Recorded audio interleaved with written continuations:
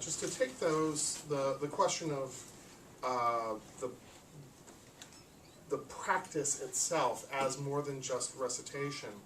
As I mentioned before, the posture was certainly part of the practice and remains part of the practice within the Orthodox tradition. In most cases, I do it sitting or lying down, but I think it is also very, very productive to do it in the sort of navel-gazing position that turns it inward. There is also the tradition of doing it standing, and when one invokes the Holy Theotokos, one prostrates oneself and stands to recite the Jesus prayer and prostrates oneself. I would have to be wheeled out after doing that more than a few times. My knees would just absolutely collapse. That's more a criticism of me than it is a criticism of the practice. That is, it's one way to approach it, and if you are more supple and in better shape than I am, that might be something that you want to incorporate. But I think that, as we mentioned before, and this was not caught on the tape, so I'm going to reiterate it now, the integration of breathing practices into the recitation of the Jesus prayer, I think, is very, very important. There are lots of different ways to align the breath with the prayer. And I think what's most important is simply being aware of the movement of the breath.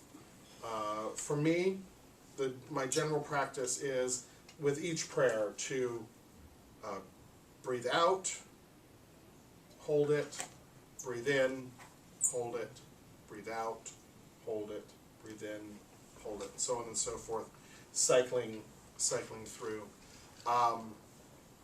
If that's strenuous, you can.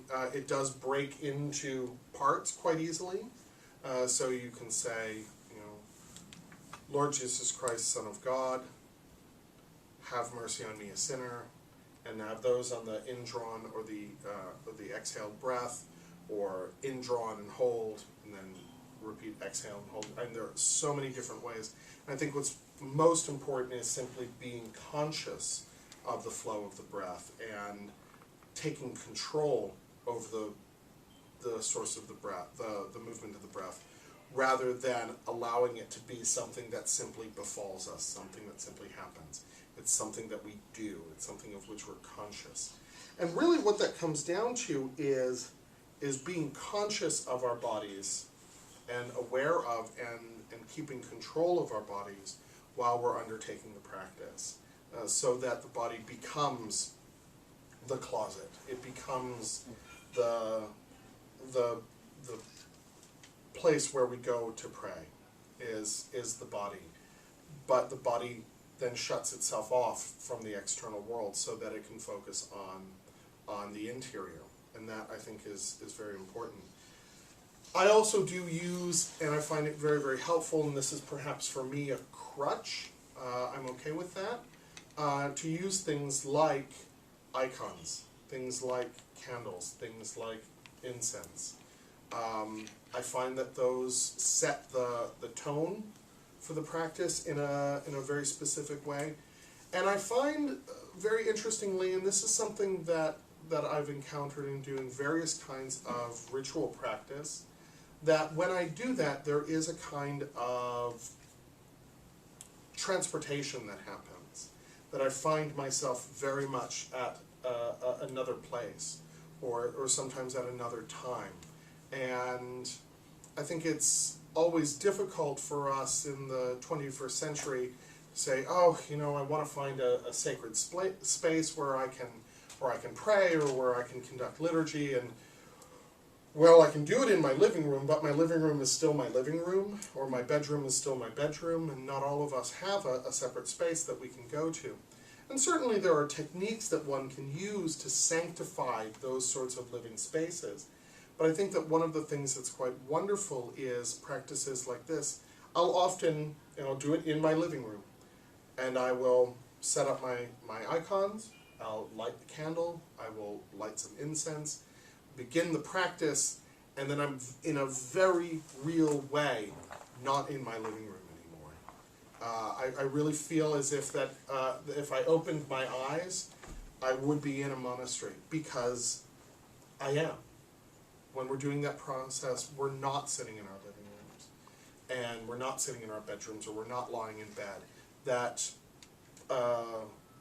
those places become transformed in this very, very real way. I find this occasionally even during liturgy. I'll be performing liturgy in the basement of an apartment building, but suddenly I'm in a great temple. I'm in a great cathedral, not because I'm imagining because I want to escape where I am, but because where I am has been transformed into that. And I find that some of these crutches can be very helpful in that regard. Regarding the effects that people have traditionally identified with the practice, they seem to move in three different steps. That the first is the effect on the body, that the body simply feels different. It moves differently, it responds differently. So there is a very decisive sort of transformation of the body that is one of the first steps. And I think that this comes very, very easily in some sense with this practice. And that's one of the things that I like about using Hesychasm practice for people who, unlike people here, are unused to these sorts of mystical or ritual practices. Because effects come quickly and come easily, and they're identifiable, and they're repeatable, and they're understandable in terms of the practice itself. I think when we continue on with that, there are other things that begin to happen. And many people to whom I've introduced the practice report that visions come quickly as well. That after a very short time doing the practice, there are very specific visions of the Christ, or visions of the Theotokos, or visions of Golgotha. The last I find very, very interesting, given the images on the Great Schema. But of course, as the Hesychasm fathers are very quick to tell us, the representative or imagistic visionary experience is not the end.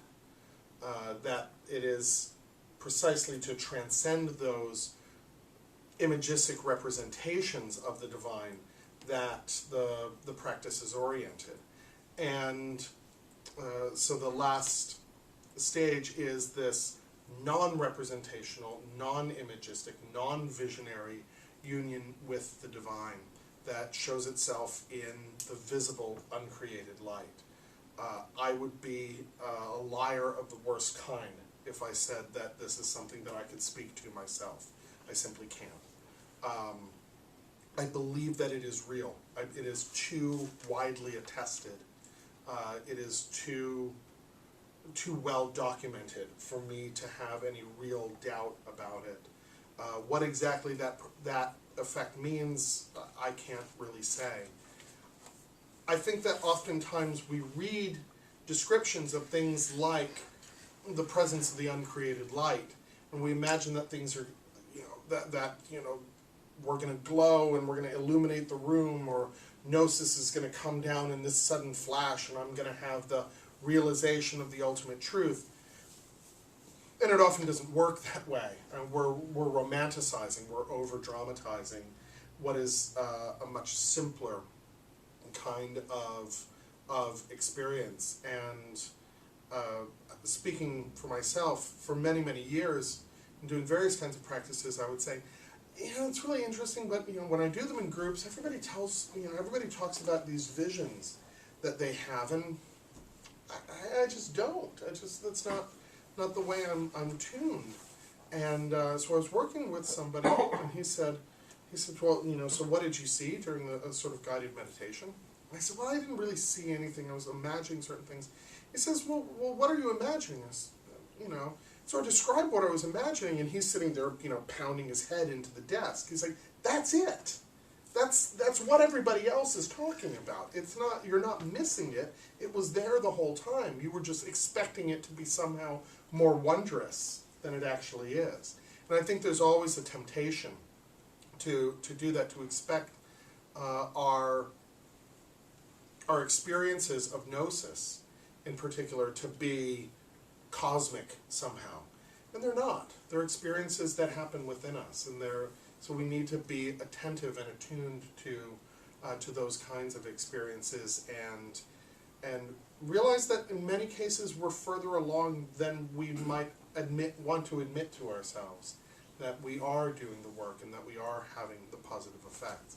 I believe that Hesychasm practice is one approach that has real positive attributes to recommend it, especially for beginning students and people who are just setting out on the path, but also doesn't lose its efficacy for people who are more experienced and for whom these sorts of practices are at least more intellectually comprehensible.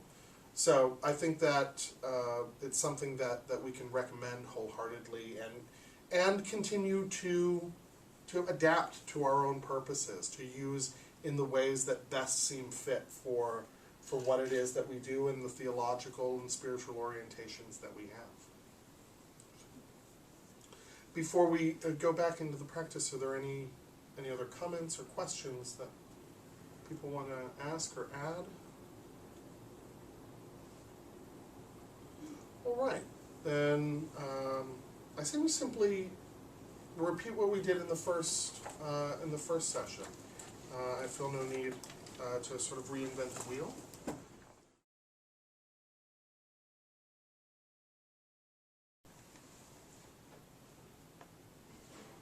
Okay.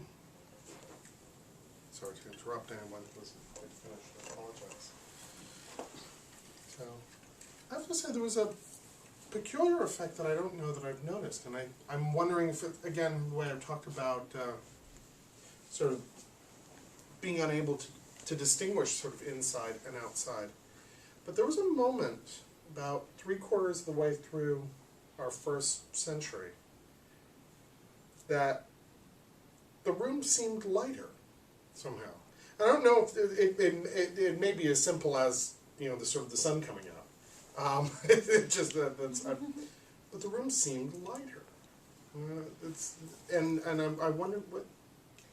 It's like kind of relating it back to what Bray was talking about. It's like doing this. It's not gonna